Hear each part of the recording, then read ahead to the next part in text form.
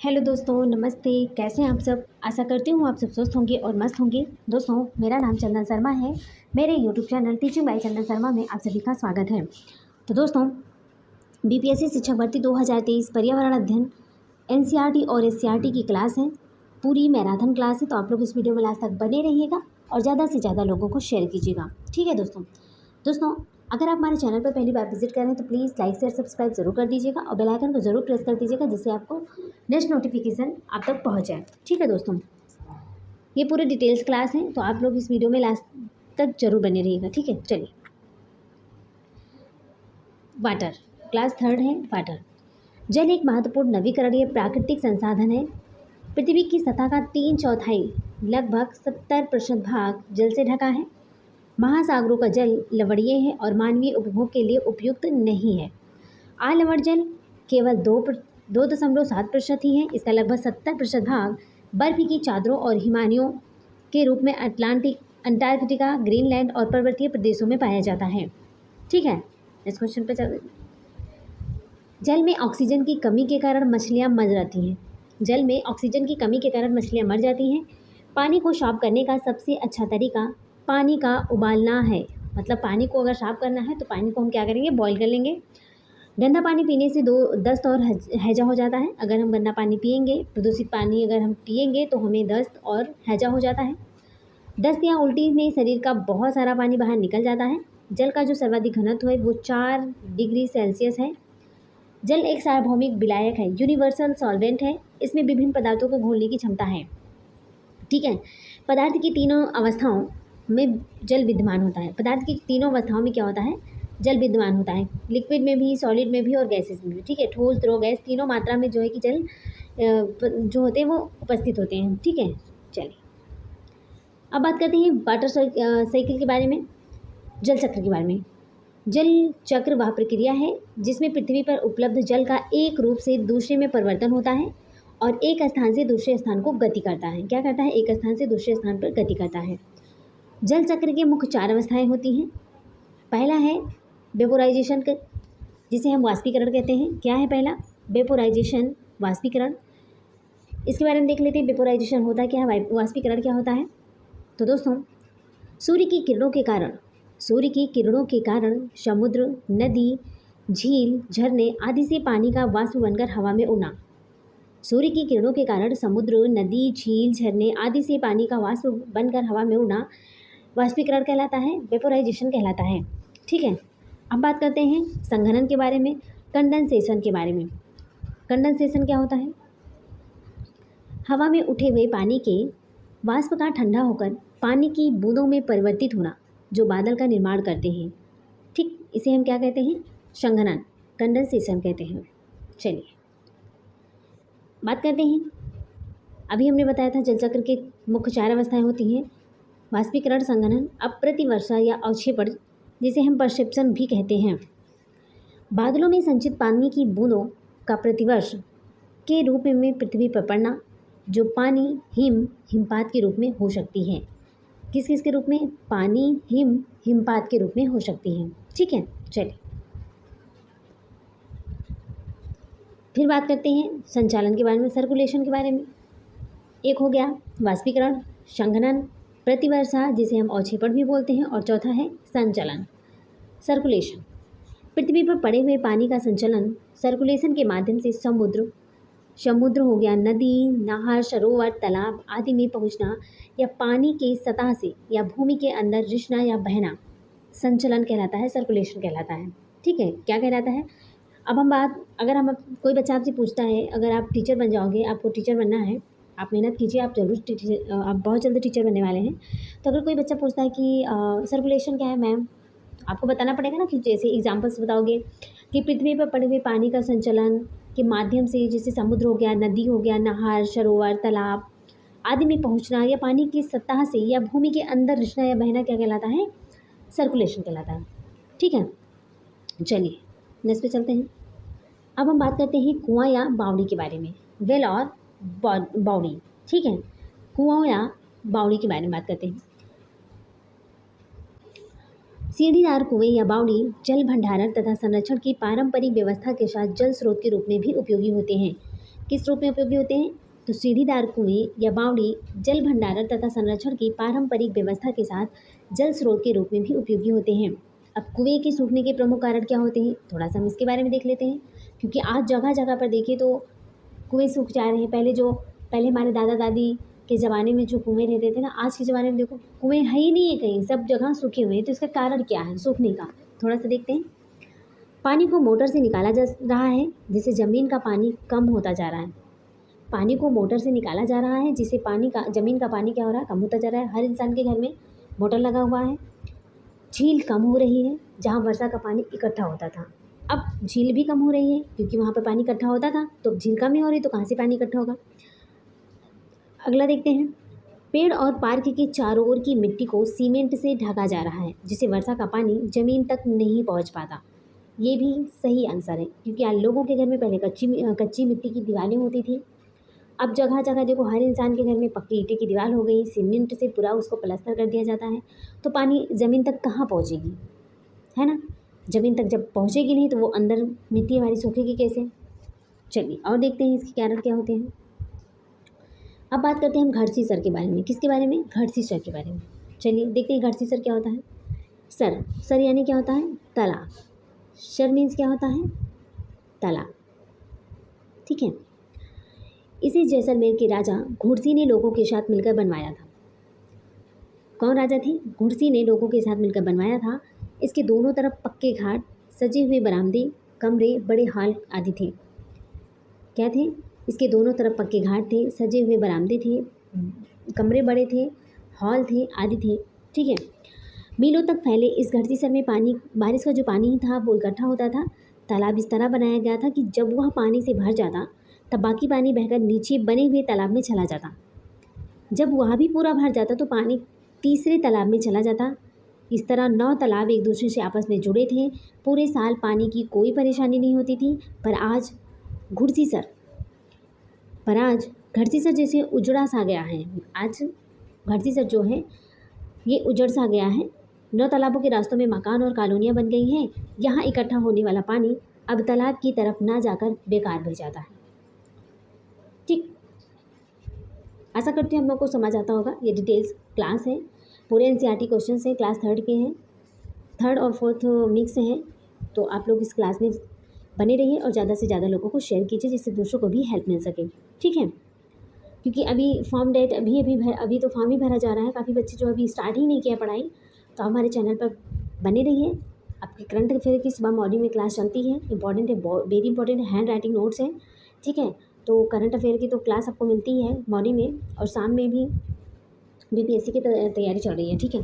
चलिए अब हम बात करते हैं मृत सागर के बारे में, द डेड सी के बारे में। मृत सागर, वैसे तो सभी सागरों के पानी में नमक होता है, लेकिन मृत सागर दुनिया का सबसे नमकीन सागर है। क्या है? सबसे नमकीन सागर है मृत सागर।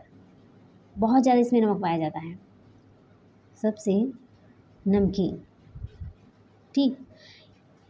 चलिए, इतना नमकीन कि लगभग 1 लीटर पानी में 300 ग्राम नमक। बताओ, 1 लीटर पानी में 300 ग्राम नमक होता है। मृत सागर में हम ऐसे तैर सकते हैं जिसे आराम से लेटे हों। मृत सागर जो होता है इसमें कोई भी इंसान मरता नहीं है। उसमें अगर कोई इंसान मतलब कि सोचे कि उसमें जाने के लिए तालाब में, तो सागर में, तो वहाँ पर लोग तैरते हैं। आप जैसे ऐसे तैरोगे जैसे आप आसानी से लेटे हुए हो, ठीक है, क्योंकि वहाँ पर नमक की मात्रा इतनी ज़्यादा है कि आप डूब ही नहीं सकते हो। चलिए नेक्स्ट क्वेश्चन पर चलते हैं। अब हम बात करते हैं तरुण भारत संघ के बारे में। किसके बारे में? तरुण भारत संघ के बारे में। तरुण भारत संघ एक ऐसी संस्था है जो जल के संरक्षण, कंजर्वेशन ऑफ वाटर के लिए कार्य करती है। राजेंद्र सिंह, कौन? राजेंद्र सिंह संस्थापक एवं वर्तमान अध्यक्ष हैं। कौन है? राजेंद्र सिंह जो है, राजेंद्र सिंह इसके संस्थापक एवं वर्तमान अध्यक्ष हैं। इन्हें मैग्सेस पुरस्कार से सम्मानित किया गया है। इम्पॉर्टेंट है, इन्हें मैग्सेस पुरस्कार से भी सम्मानित किया गया है। दोस्तों आज आप लोग हमें कमेंट बॉक्स में बताइएगा कि 2023 का मैग्सेस पुरस्कार किसे दिया गया है। 2023 का मैग्सेस पुरस्कार किसे दिया गया है, आप हमें कमेंट बॉक्स में बताइएगा, नहीं तो हम इसका आंसर आपको बता देंगे, ठीक है। चलिए, तरुण भारत संघ ने पिछले 25 वर्षों में देश भर में 10,000 से ज़्यादा जोहर तालाब बनवाए हैं। कितने? 10,000 से ज़्यादा, 10,000 से ज़्यादा प्लस, ठीक है। इन्होंने जोहड़ तालाब बनवाए हैं। ठीक, एग्जाम्पल्स उसमें 3rd क्लास में दिया गया है। धड़की माई राजस्थान के अरवल जिले के एक गांव में रहती हैं। इस गांव की औरतों का पूरा समय घर के कामों और जानवरों की देखभाल में चला जाता था। तरुण भारत संघ ने पानी की आपूर्ति करने में दड़की माई की भी मदद की थी। तो ये इंपॉर्टेंट है, अगर आपसे दड़की माई के बारे में पूछ लिया जाएगा तो आप तो बता देंगे क्योंकि ये कहानी थी। लेकिन अगर पूछा जाएगा कि तरुण भारत संघ के संस्थापक और वर्तमान अध्यक्ष कौन है, तो इसका राइट आंसर क्या हो जाएगा? राजेंद्र सिंह। कौन है? राजेंद्र सिंह। और राजेंद्र सिंह को मैग्सेसे पुरस्कार से भी सम्मानित किया गया था। दोस्तों 2023 का जो मैग्सेसे पुरस्कार है उसे किसे दिया गया है? तो उसे दलाई लामा को दिया गया है। किसे दिया गया है? दलाई लामा को दिया गया है। ठीक, चलिए आगे चलते हैं। स्टॉकहोम जल पुरस्कार पानी के क्षेत्र में उत्कृष्टता, साहस और प्रतिबद्धता के लिए प्रदान किया जाता है। 2015 में यह पुरस्कार राजेंद्र सिंह को मिला था। स्टॉकहोम जल पुरस्कार पानी के क्षेत्र में उत्कृष्टता, साहस और प्रतिबद्धता के लिए प्रदान किया जाता है। 2015 में राजेंद्र सिंह को मिला था। इंपॉर्टेंट है, आप लोग इसको नोट डाउन कर लीजिएगा। ठीक है, नेक्स्ट क्वेश्चन पे चलते हैं। राजेंद्र सिंह को जल पुरुष, वाटरमैन के नाम से भी जाना जाता है। अब देखिए राजेंद्र प्रसाद के बारे में कितने इंपॉर्टेंट फैक्ट मिल गए हैं। राजेंद्र सिंह को जल पुरुष के नाम से भी जाना जाता है क्योंकि उन्होंने राजस्थान में जल संरक्षण के क्षेत्र में कई प्रोजेक्ट संचालित किए हैं, जिनमें से कुछ सूखी नदियों को पुनर्जीवित करने में भी सहायक हुए हैं। इन्हें वाटरमैन कहा जाता है। इन्हें 2015 में पुरस्कार भी दिया गया था और ये तरुण भारत संघ के संस्थापक और वर्तमान अध्यक्ष भी हैं। उन्हें रेमन मैग्सेसे पुरस्कार से भी सम्मानित किया गया था। बताइए यहाँ पर कितनी ज़्यादा तरुण भारत संघ से कितने इंपॉर्टेंट क्वेश्चंस निकल कर आए ना। तो आप लोग जो इंपॉर्टेंट लग रहे हैं, अगर जो इंपॉर्टेंट फैक्ट है, आप लोग चैनल पर इसे PDF ले सकते हैं। अगर आपको नोट डाउन करना है तो आप एक पॉइंट जो आपको इंपॉर्टेंट लगे आप नोट डाउन कर सकते हैं। ठीक है, चलिए 60 नोट्स बना सकते हैं। चलिए अब हम बात करते हैं स्पेशल बिहार के बारे में। इम्पॉर्टेंट है बिहार की सीमा पश्चिम बंगाल, उत्तर प्रदेश और झारखंड राज्य से लगती है। इनकी अंतर्राष्ट्रीय सीमा जो है वो नेपाल से लगती है। किससे लगती है? नेपाल से लगती है। ठीक है, बिहार एक ऐसा प्रदेश है जहाँ बौद्ध और जैन धर्म की उत्पत्ति हुई है। बिहार ऐसा देश है जहाँ बौद्ध और जैन धर्म की उत्पत्ति हुई है। बिहार का राज्य जो है, राज्य पशु कौन है? तो बिहार का राज्य पशु कौन है? बैल है। बैल है। और पक्षी क्या है? गौरैया। बिहार राज्य का जो पशु है वो बैल है और पक्षी कौन है? गौरैया है। ठीक है, चलिए नेक्स्ट पे देखते हैं। बिहार की 3 प्रमुख भाषा हैं। कौन कौन सी भाषा है? भोजपुरी है, मैथिली है, मगही है।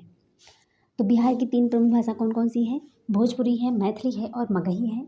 और बिहार का जो राज्य पशु है, बिहार राज्य का जो पशु है वो कौन है? बैल है। और पक्षी कौन है? गौरैया है। ठीक है, चलिए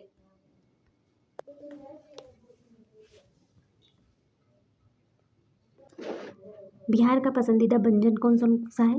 देख लेते हैं। जो बिहार के स्टूडेंट हैं उन्हें तो पता है, लेकिन अदर स्टेट वालों को क्या पता कि वहाँ के जो व्यंजन है पसंदीदा वहाँ कौन कौन से हैं। देखिए आज जान लेते हैं। बिहार का जो पसंदीदा व्यंजन है वो कौन कौन सा है? लिट्टी चोखा है। बिहार में अन्य लोकप्रिय व्यंजन सत्तू शरबत, शिलाओ खाजा, खीर मखाना आदि हैं। दोस्तों अभी हाल ही में सिलाओ खाजा को GI टैग भी प्रदान किया गया था। ठीक है, सिलाओ खाजा को GI टैग भी प्रदान किया गया है। चलिए देखते हैं आगे। छठ पूजा है वो बिहार में मनाया जाता है। सोनपुर पशमेला, अंतर्राष्ट्रीय बौद्ध समागम और सोरठ सभा क्या होती है? ये एक सामूहिक विवाह समागम होता है। बिहार के पर्व के रूप में मनाए जाते हैं। क्या किया जाता है? बिहार के पर्व के रूप में सोरठ सभा मनाया जाता है। ये सोरठ सभा क्या होता है? एक सामूहिक विवाह समागम होता है। ठीक है, चलिए बिहार में मधुबनी नामक जिला है। यहाँ त्यौहार एवं खुशी के मौके पर घर की दीवारों पर और आंगन में कई तरह के चित्र बनाए जाते हैं। यह चित्र पिसे हुए चावल के घोल में रंग मिलाकर बनाए जाते हैं। इन रंगों को बनाने के लिए नील, हल्दी फूल, पेड़ों के रंग आदि का इस्तेमाल किया जाता है। चित्रों में इंसान, जानवर, पेड़, फूल, पंछी, मछलियाँ आदि जीव जंतु साथ में बनाए जाते हैं। मधुबनी चित्रकला बहुत पुरानी है और इसका नाम इस जिले के नाम पर ही पड़ गया है। मधुबनी जो चित्रकला है वो मधुबनी नामक एक जिला है उसी के नाम पर ये पड़ गया है। ठीक है, तो इम्पॉर्टेंट है क्योंकि सीटेट में आप लोगों ने भी पढ़ा था और ये बिहार स्पेशल से है तो ये बहुत ही इंपॉर्टेंट है, तो आप लोग इसको नोट डाउन कर लीजिएगा। चलिए बिहार के प्रसिद्ध व्यंजन अभी मैंने आपको बताया था, लिट्टी चोखा, सत्तू शरबत। देखिए लिट्टी चोखा ऐसे बनता है। लिट्टी चोखा बिहार का पारंपरिक व्यंजन है। इसमें लिट्टी, गेहूँ, सत्तू और मसालों से बने छोटे छोटे मसालेदार गोले होते हैं। चोखा उबली हुई सब्जियों के मैश करके बनाया जाता है, जिसमें आलू, बैगन, टमाटर, कटा हुआ प्याज, लहसुन और मसाले शामिल हैं। सत्तू शरबत क्या होता है? सत्तू का जो शरबत होता है बिहार का एक लोकप्रिय पेय है, जो मूल रूप से भुने हुए बेसन से बनाया जाता है। यह शरबत प्रोटीन से भरपूर होता है। ठीक, चल। सिलाव खाजा, इन्हें तो जीआई टैग भी मिला है। ठीक, खाजा बिहार का एक प्रसिद्ध स्नैक है। क्या है? स्नैक है। इसे मैदा और चीनी के मिश्रण से तैयार कर डीप फ्राई किया जाता है। खीर मखाना, खीर मखाना को फॉक्स नट के नाम से भी जाना जाता है। दूध, चीनी और मखाने से बनने वाली एक खीर है खीर मखाना। चलिए अब बात करते हैं पेड़ पौधों के बारे में, ट्री एंड प्लांट्स के बारे में। देखिए पृथ्वी का सबसे ऊंचा पेड़ जो है हाइपेरियन। कौन सा पेड़ है? हाइपेरियन, जिसे हाइपर्सन भी कहते हैं। पृथ्वी का जो सबसे ऊंचा पेड़ कौन सा होता है? हाइपेरियन है, जिसे हम क्या कहते हैं? हाइपर्सन भी कहते हैं, जो अमेरिका में है। कहाँ पर है? जो अमेरिका के कैलिफोर्निया में स्थित है। इस पेड़ की जो ऊंचाई है करीब 115.85 मीटर है। कितना है? 115.85 मीटर है। झाड़ियों और पेड़ों के अध्ययन को क्या कहते हैं? डेंड्रोलॉजी कहते हैं। क्या कहते हैं? झाड़ी और पेड़ों के अध्ययन को क्या कहते हैं? डेंड्रोलॉजी कहते हैं। इंपॉर्टेंट है। और घास के अध्ययन को एग्रोस्ट्रोलॉजी कहते हैं। घास के अध्ययन को एग्रोस्ट्रोलॉजी कहते हैं और झाड़ी और पेड़ों के अध्ययन को डेंड्रोलॉजी कहते हैं। ठीक है, चलिए अब बात करते हैं बायोडाइवर्सिटी के बारे में। इसके कुछ इंपॉर्टेंट फैक्ट हैं, उसके बारे में हम देख लेते हैं। सबसे लंबा जीवित वृक्ष, सबसे लंबा जीवित वृक्ष किसका होता है? सिकोआ का, सिकोया जिसे बोलते हैं। किसी प्रजाति को विलुप्त माना जाता है जब वह अपने प्राकृतिक आवास में देखी नहीं जाती। किसी प्रजाति को विलुप्त माना जा सकता है जब वह अपने प्राकृतिक आवास में देखी नहीं जाती। कितने दिन तक? 50 वर्ष तक अगर वो अपने प्राकृतिक में देखी नहीं जाती तो उसे हम विलुप्त प्रजाति मानते हैं। दोस्तों आगे है सर्वाधिक जैव विविधता। सर्वाधिक जो जैव विविधता है वो कहाँ पाई जाती है? उष्णकटिबंधीय वर्षा वनों में, शांति घाटी में। शांति घाटी कहाँ है? केरल में है। ठीक है। फूलों की घाटी कहाँ है? तो फूलों की घाटी उत्तराखंड में है। चलिए रामसर सम्मेलन संरक्षण संबंधित है। किससे संबंधित है? नमभूम से। रामसर सम्मेलन संरक्षण संबंधित है नमभूम से। विश्व आर्द्रभूमि दिवस कब मनाया जाता है? 2 फरवरी को। कब मनाया जाता है? 2 फरवरी को मनाया जाता है। भारत की सबसे बड़ी अंतर्देशीय लवणीय आर्द्रभूमि कहाँ है? तो भारत की सबसे बड़ी अंतर्देशीय लवणीय आर्द्रभूमि कहाँ है? गुजरात में। कहाँ पर है? गुजरात में। ठीक है, चलिए नेक्स्ट में देखते हैं। अब हम बात करते हैं फैमिली के बारे में। फैमिली सभी जगह होता है और समाज की पहली इकाई भी फैमिली को ही माना जाता है। समाज की पहली इकाई किसे मानते हैं? समाज की जो पहली इकाई है उसे हम फैमिली को ही मानते हैं। चलिए आगे देखते हैं। अब हम बात करते हैं एकल फैमिली के बारे में और संयुक्त फैमिली के बारे में। एकल फैमिली क्या होती है? वह परिवार जिसमें पति पत्नी और उसके अविवाहित बच्चे शामिल हो एकल परिवार कहलाता है। एकल परिवार जो होता है वो पारिवारिक व्यवस्था का सबसे छोटा रूप होता है। एकल परिवार पारिवारिक व्यवस्था का सबसे छोटा रूप कौन सा होता है? एकल परिवार होता है। ठीक है, न्यूक्लियर फैमिली।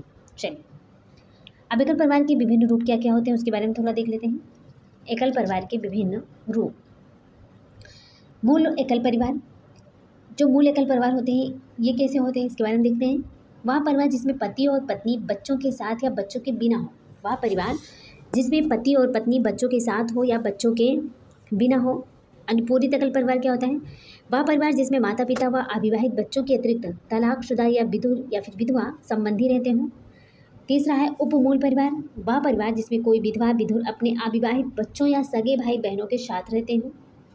अनुपूरित मूल परिवार, वह परिवार जिसमें कोई विधवा अपने अविवाहित बच्चों के साथ अपनी विधवा सास के साथ रहे, उसे हम अनुपूरित मूल परिवार कहते हैं।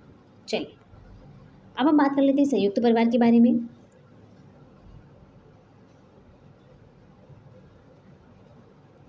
चलिए वंश परंपरागत संयुक्त परिवार। इस प्रकार के परिवार में माता पिता का विवाहित पुत्र के साथ रहना या कभी कभी माता का अपनी विवाहित पुत्री के साथ रहना संयुक्त वंश परंपरागत कहलाता है। वंश परंपरागत संयुक्त परिवार कहलाता है। अब शाखीय संयुक्त परिवार क्या होता है? शाखीय संयुक्त परिवार में 2 से अधिक विवाहित युगल होते हैं और उनमें आपस में सहोदर संबंध होते हैं, जैसे 2 भाइयों का परिवार हो गया है ना। अब वंश परंपरागत शाखीय संयुक्त परिवार के बारे में देखते हैं। इस प्रकार के संयुक्त परिवार में 3 या अधिक युगल वंश परंपरागत रूप में और शाखीय रूप में परस्पर संबंधित होते हैं, जैसे माता पिता और 2 या 2 से अधिक विवाहित बेटे तथा उनके अविवाहित बच्चे। ये क्या हो गया, वंश परंपरागत शाखीय संयुक्त परिवार। दोस्तों आगे देखते हैं अनुपूरित शाखीय संयुक्त परिवार। इस प्रकार के शाखीय संयुक्त परिवार में विवाहित, अविवाहित, तलाकशुदा और विधवा या विधु संबंधी भी रहते हैं। दोस्तों आप हमें कमेंट बॉक्स में ये बताइएगा कि आपकी फैमिली कैसी है, आप एकल परिवार से आते हैं या फिर संयुक्त परिवार से आते हैं। ठीक है, आपके परिवार कितने छोटे हैं, कितने बड़े हैं, तो आप प्लीज़ जो भी मेरे वीडियो को देखिएगा प्लीज़ कमेंट ज़रूर कीजिएगा। ठीक है, चलिए आगे देखते हैं पेड़ पौधे। बात करते हैं वृक्ष के बारे में। ये पौधों की तुलना में बड़े और मजबूत होते हैं। इनमें एक मुख्य तना होता है जिससे ट्रंक भी कहा जाता है। क्या कहते हैं, जिसे ट्रंक भी कहा जाता है। और इनमें शाखाएं भूमि से अधिक ऊंचाई पर तने के ऊपरी भाग से निकलता है। इसके उदाहरण क्या क्या होते हैं, नीम है, आम है, बरगद है, जामुन, कटहल। कौन कौन है इसके एग्जाम्पल्स, नीम है, आम है, बरगद, जामुन, कटहल है। अब बात करते हैं झाड़ी के बारे में। ये मध्यम आकार के पौधे होते हैं। झाड़ियों के पास एक केंद्रीय तना नहीं होता है। इनमें शाखाएं तने के आधार के पास से यानी भूमि के पास से निकलती हैं। इनकी कई शाखाएं होती हैं जो जमीन के करीब होती हैं। उदाहरण क्या होते हैं, झाड़ी के उदाहरण है जैसे गुलाब में भी झाड़ी होती है, मेहंदी भी होती है, गुड़हल में भी होता है, नींबू, धनिया, बोगनविलिया, नागफनी, ये सारे क्या होते हैं, ये झाड़ी होते हैं। ठीक है, और वृक्ष में कौन कौन से होते हैं, वृक्ष में नीम है, आम है, बरगद है, जामुन है, कटहल, ये सारे वृक्ष हैं। ठीक, चलिए साग के बारे में बात कर लेते हैं। हर्ब्स, इनका जो आकार होता है वो छोटा होता है। इनका तना कोमल और हरा होता है। इनमें अधिक शाखाएं नहीं होती हैं। इसके एग्जाम्पल जैसे पालक हो गया, सरसों हो गया, गेहूँ, बैगन, पुदीना, धान, ये सारे क्या हो गए, साग। इनके क्या होते हैं, इनका इन पौधों का जो आकार होता है ना वो छोटा होता है। इनके तना बिल्कुल सॉफ्ट होते हैं और हरे होते हैं। इनमें अधिक शाखाएं भी नहीं होती, तो इनको क्या कहते हैं, साग कहते हैं। और इसके एग्जाम्पल्स हैं पालक है, सरसों है, गेहूँ है, बैगन है, पुदीना है, धान है, आदि है। ठीक है, बात करते हैं ग्रास के बारे में, घास के बारे में। घास का पौधा जितना ज़मीन के ऊपर होता है उससे कहीं ज़्यादा ज़मीन के अंदर फैला हुआ होता है। घास की जो जड़ें होती हैं बहुत मजबूत होती हैं। इन्हें खुरपी से खोदकर निकाला जाता है। घास को खुरपी से खोदकर बाहर निकाला जाता है। ठीक, आशा करती हूँ आप लोगों को समझ आते होंगे। चलिए आगे देखते हैं पौधे के कुछ अन्य प्रकार। पौधे के कुछ अन्य प्रकार भी देख लेते हैं। जैसे बात करते हैं बिसर्पी लता के बारे में। बिसर्पी लता क्या होते हैं, देखिए बिसर्पी लता, जिन पौधों का तना काफ़ी कमज़ोर होता है और वे सीधे खड़े नहीं रह पाते और ज़मीन पर ही फैल जाते हैं, उन्हें बिसर्पी लता कहते हैं। बिसर्पी लता में एग्जाम्पल्स क्या होते हैं, भाई कद्दू है, खरबूजा है, लौकी है, तरबूज है, शकरकंदी है, ये सारे क्या हैं, बिसर्पी लता है। अब बात करते हैं आरोही लता के बारे में, क्लैम्बर प्लांट्स के बारे में। ये वो पौधे होते हैं जिनका तना कमज़ोर होता है लेकिन किसी पेड़ या अन्य किसी चीज़ का सहारा लेकर ऊपर चढ़ जाते हैं।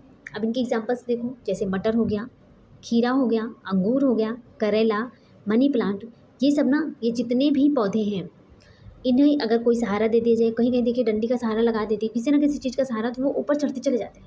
लेकिन जो बिसर्पी लते होते हैं ना वो ज़मीन पर ही फैलते हैं, ना कि ऊपर चढ़ते हैं। ठीक, चलिए तो दोनों में तो डिफरेंस आ गया होगा ना, बिसर्पी लता किसे कहते हैं और आरोही लता कहते हैं। चलिए आगे देखते हैं पौधे की संरचना। तना, तने पर शाखीय पत्तियां, फूल और फल लगते हैं। जल तने में ऊपर की ओर चढ़ता है। तना जल एवं खनिज को पत्ती और तथा पौधे के अन्य भागों में तक पहुंचाता है। आगे देखते हैं जल में खुले हुए खनिज भी जल के साथ तने में ऊपर की ओर चढ़ते हैं।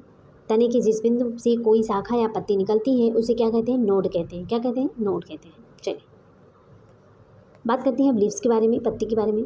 पत्ती कई प्रकार के होते हैं। कुछ पत्ते गोल होते हैं, कुछ नोक वाले होते हैं और कुछ क्या होते हैं, कटे फटे वाले होते हैं। एग्जाम्पल्स आप लोग जरूर बताइएगा मुझे। अब देखिए एग्जाम्पल्स तो दिया है गया तो आपके बताएंगे ही, इसमें से देख के बता देंगे। चलिए तो क्या हमारे के कमेंट में बताइएगा आप लोग कि नोक वाले पत्ते क्या होते हैं, फिर गोल पत्ते कैसे होते हैं, कटे फटे किस पेड़ के पौधे होते हैं। देखिए जो नोक वाले पत्ते होते हैं, पीपल के पत्ते हो गए, नीम के पत्ते हो गए, कमल, तुलसी, निशोद, ये सारे नोक वाले पत्ते हैं। गोल पत्ते में जैसे केला हो गया, पुदीना, मेहंदी, पालक, बरगद, मेथी, ये सारे जो पत्ते हैं वो गोल पत्ते हैं। अब कटे फटे पत्ते देख लेते हैं। गुलाब के होते हैं, करंज के होते हैं, सरसों, पान, मोरिंगा, ये सारे पत्ते जो होते हैं वो कटे फटे होते हैं। चलिए जिस पे देखते हैं पत्ती का वह भाग जिसके द्वारा वह तने से जुड़ी होती है पर्णवृंत कहलाता है। पत्ती के चपटे हरे भाग को क्या कहते हैं, पत्ती के जो चपटे हरे भाग होते हैं उसको क्या कहते हैं, फलक कहते हैं। क्या कहते हैं, फलक कहते हैं। चलिए आगे देखते हैं पत्ती की रेखीय संरचनाओं को सिरा कहते हैं। पत्ती की रेखीय संरचनाओं को क्या कहते हैं? सिरा कहते हैं। पत्ती के बीच में एक मोटी सिरा होती है जिसे मध्य शिरा कहते हैं। पत्तियों पर शिराओं द्वारा बनाए गए डिजाइन को शिरा विन्यास कहते हैं। क्या कहते हैं? शिरा विन्यास कहते हैं। आगे देखते हैं। अगर यह डिजाइन मध्य सिरा के दोनों ओर जाल जैसा दिखाई देता है तो यह शिरा विन्यास जालिका रूपी कहलाता है। तुलसी, धनिया और गुड़हल की पत्तियों में शिरा विन्यास जालिका रूपी होती है। जल की बूंदों से जलवाष्प के रूप में निकलती है। इस क्रिया को वाष्पोत्सर्जन, ट्रांसपायरेशन कहते हैं। वाष्पोत्सर्जन के जरिए पौधे बड़ी मात्रा में जल को वायुमंडल में छोड़ते हैं। आगे देखते हैं। पत्ती जल का उपयोग अपना भोजन बनाने के लिए करती हैं। पत्तियों से जल की कुछ मात्रा में कमी वाष्पोत्सर्जन के द्वारा होती है। पत्ती में मंड स्टार्च पाया जाता है। कच्चे आलू में भी मंड उपस्थित होता है। कच्चे आलू में क्या होता है? मंड भी उपस्थित होता है। चलिए आगे देखते हैं। अब हम बात करते हैं रूट के बारे में, जड़ के बारे में। जड़ें जो होती हैं मिट्टी से जल का अवशोषण करती हैं। जड़ पौधे को मिट्टी में जमाए रखती हैं। गाजर, मूली, शकरकंद, शलजम एवं टेपियोका आदि जड़ें होती हैं, इन्हें हम खाते हैं। गाजर की जड़ खाते हैं, मूली, शकरकंद, शलजम, टेपियोका आदि जड़ें होती हैं जिन्हें हम खाते हैं। जड़ें दो प्रकार की होती है। कौन कौन सी होती है? एक होती है मूसला जड़, दूसरा होता है रेशेदार जड़। मूसला जड़ के एग्जाम्पल्स होते हैं जैसे चना हो गया, चुकंदर हो गया, मटर, मूली, गाजर, है ना, और अंगूर, आम, सरसों, ये सब क्या है? टैप रूट, मतलब कि मूसला जड़ है। और रेशेदार जो जड़ होती है इसके एग्जाम्पल्स है जैसे धान हो गया, गेहूँ हो गया, मक्का, प्याज आदि। चलिए आगे देखते हैं। यदि पौधों की पत्तियों का सिरा विन्यास जालिका रूपी हो तो पौधे की जड़ें मूसलाधार होगी, और यदि सिरा विन्यास समांतर हो तो जड़ें रेशेदार होंगी। ठीक है। चलिए अब हम बात करते हैं फूल या फिर पुष्प के बारे में। पुष्प, फूल एक ही है, इसको हम फ्लावर्स के नाम से जानते हैं। आप लोग बताइए किसका फूल है? बताइए किसका फूल है? फूल जो होते हैं पौधे के प्रजनन अंग होते हैं। पुष्प दो प्रकार के होते हैं। एक होता है एक लिंगी पुष्प, दूसरा होता है उभयलिंगी पुष्प। अब एक लिंगी पुष्प क्या होते हैं? एक लिंगी जो पुष्प होते हैं वह पुष्प होते हैं जिसमें केवल एक पुंकेसर पुरुष प्रजनन अंग या स्त्री केसर महिला प्रजनन अंग संरचना होती है। इसके उदाहरण जैसे पपीता हो गया, खजूर, मक्का, तरबूज और साइकस। उभयलिंगी पुष्प में क्या होता है? वह पुष्प होता है जिसमें नर और मादा प्रजनन अंग संरचना होती है। इसके उदाहरण है जैसे धतूरा, गुड़हल, गुलाब, ट्यूलिप, सरसों, सूरजमुखी और लिली। उभयलिंगी पुष्प के एग्जाम्पल्स कौन कौन से हैं? धतूरा है, गुड़हल है, गुलाब है, ट्यूलिप है, सरसों है, सूरजमुखी और लिली है। ठीक है। चलिए जलीय पौधे का जो तना होता है वो लंबा है, खोखला है और हल्का होता है। ऐसे तने के कारण पौधा पानी में आसानी से तैर लेता है। जलीय पौधों में जड़ें आकार में बहुत छोटी होती हैं एवं इनका मुख्य कार्य पौधे को तलहटी में जमाए रखना होता है। जैसे कमल, जलकुंभी जलीय पौधे के उदाहरण है। कमल है, जलकुंभी है, जलीय पौधे के एग्जाम्पल्स हैं। ठीक है। चलिए आगे देखते हैं। अब बात करते हैं परागण के बारे में। क्या? परागण के बारे में। एक पौधे के पराग कोश के पौधे के वर्तिकाग्र तक पराग का स्थानांतरण है जो बाद में निषेचन, फर्टिलाइजेशन और बीजों के उत्पादन, सीड प्रोडक्शन को सक्षम बनाता है, जो किसी वाहक जैसे वायु, जल या पशुओं द्वारा संपन्न होता है, परागण कहलाता है। परागण किसे कहते हैं? देखो, एक पौधे के पराग कोश के इसे पौधे के वर्तिकाग्र तक पराग का स्थानांतरण है जो बाद में निषेचन, फर्टिलाइजेशन और बीजों के उत्पादन, सीड प्रोडक्शन को सक्षम बनाता है, जो किसी वाहक जैसे वायु, जल या पशुओं द्वारा संपन्न होता है, परागण कहलाता है। ठीक है। चलिए अब परागण के प्रमुख प्रकार कौन से हैं? एक होता है स्वपरागण और दूसरा होता है परपरागण। सेल्फ पॉलिनेशन, जो सेल्फ पॉलिनेशन है उसके बारे में देख लेते हैं। जब एक फूल के परागकण उसी फूल के वर्तिकाग्र पर स्थानांतरित होते हैं तो इसे स्वपरागण कहा जाता है। सामान्यतः स्वपरागण द्विलिंगी पुष्पों में होता है, बाइसेक्सुअल फ्लावर्स में होते हैं। स्वपरागण सेल्फ पॉलिनेशन जो होता है वो किस में होते हैं? तो बाइसेक्सुअल फ्लावर्स में होते हैं। अब बात करते हैं क्रॉस पॉलिनेशन जो है परपरागण। जब एक फूल की परागण किसी अन्य फूल के वर्तिकाग्र पर स्थानांतरित होती है तो इसे परपरागण, क्रॉस पॉलिनेशन कहा जाता है। ठीक, आगे देखते हैं दोस्तों। अब परागण की कमी से पौधे में होने वाले नुकसान, इसके हम नेक्स्ट क्लास में इसके बारे में चर्चा करेंगे इसके आगे। ठीक है दोस्तों, आप लोग बहुत लंबी वीडियो हो जाती है इसलिए हमने यहीं तक किया है। अब आगे इसके आगे से परागण की कमी से पौधे में होने वाले जो नुकसान है इसके आगे से हम नेक्स्ट क्लास में लेकर आएंगे। तो आप लोग क्लास में बने रहिएगा और ज़्यादा से ज़्यादा लोगों को शेयर कीजिएगा। ठीक है दोस्तों। अगर आप हमारे थैंक्स फॉर वॉचिंग दिल से बने रहने के लिए। दोस्तों अगर आप हमारे चैनल पर पहली बार विजिट करें तो प्लीज़ दिल से लाइक कर दीजिएगा, शेयर ज़रूर कर दीजिएगा और कमेंट में मुझे बताइएगा कि आपको मेरी क्लास कैसी लगी। तो प्लीज़ कमेंट करना बिल्कुल मत भूलिएगा और अपनी राय ज़रूर दीजिएगा। और दोस्तों, अगर हमारे चैनल पर पहली बार विजिट करें तो प्लीज़ सब्सक्राइब जरूर कर दीजिएगा, बेल आइकन को जरूर प्रेस कर दीजिएगा, जिससे आपको नोटिफिकेशन आप तक ज़रूर पहुँच जाए। ठीक है दोस्तों, इसके आगे की जो क्लास है हम कल प्रोवाइड कर देंगे आपको। ठीक है, हमारी जो एनसीईआरटी बुक्स की जो जो थर्ड फोर्थ फिफ्थ है, तो मैं सारी कंटिन्यू बाईलिंगुअल क्लास लेकर आऊँगी। ठीक है, आप लोगों के लिए। तो अभी तो थर्ड है, इसमें थोड़े से मतलब टॉपिक वो पौधे वाले जो हैं वो फोर्थ चैप्टर के हैं, फोर्थ क्लास के। बाकी भी फोर्थ है फिफ्थ है, तो मैं सारी क्लास की लेकर आऊँगी थ्योरी सहित क्लास आप लोगों के लिए। तो आप लोग चैनल पर बने रहिए और अच्छे से तैयार कीजिए, जल्द पढ़ाई कीजिए। सिलेक्शन बहुत ही जल्द होने वाला है। एग्ज़ाम्स की डेट तो आप लोग जानते हैं, पहले से आप लोगों को पता है। तो हमें बस मेहनत करते रहना है और एक सीट लेना है। ठीक है, तो आप लोग सिर्फ कंटिन्यू मेहनत कीजिए। तो चलिए, इसी के साथ हम मिलते हैं नेक्स्ट वीडियो में। तब तक के लिए bye bye, take care, see you.